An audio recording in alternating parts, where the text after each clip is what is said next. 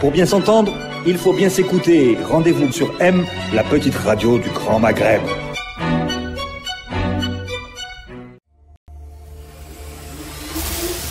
Nomadsland, une chronique d'humeur hebdomadaire vous est présentée par Ahmed Gasmia. Nomadsland, un regard décalé sur la réalité d'une époque. Après une campagne électorale plutôt calme, nous terminerons ce mois de novembre dans la bonne humeur. Enfin, normalement. Les perdants comme les gagnants aux élections auront droit à un feu d'artifice, la veille du Mouloud. Le Mouloud, cette belle fête annuelle avec son charme incomparable, son ambiance festive, ses plats traditionnels, ses explosions et ses blessés.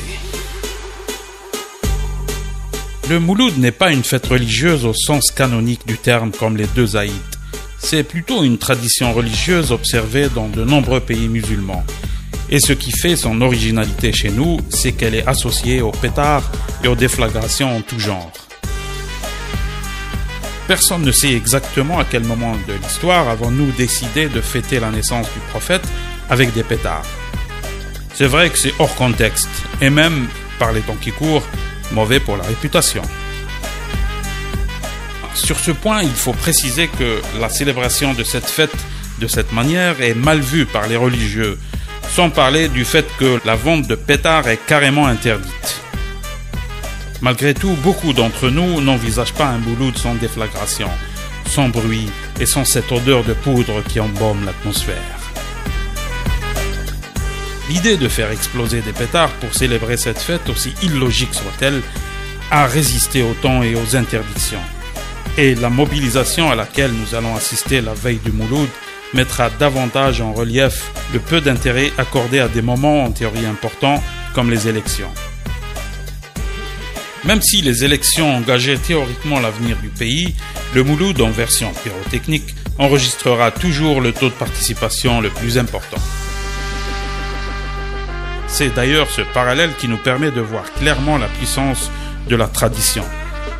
Car pour beaucoup d'entre nous, la démocratie et l'exercice de la citoyenneté ne font pas encore partie des traditions. Peut-être qu'une tradition ne le devient réellement qu'à partir du moment où l'on peut constater ses effets tangibles sur la réalité, même s'il ne s'agit que du bruit d'un pétard.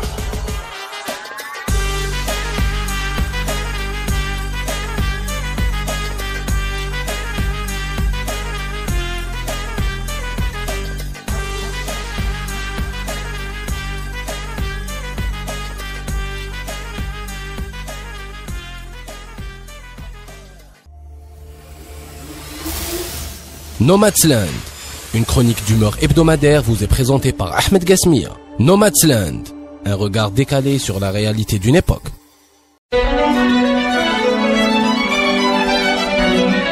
Pour bien s'entendre, il faut bien s'écouter. Rendez-vous sur M, la petite radio du Grand Maghreb.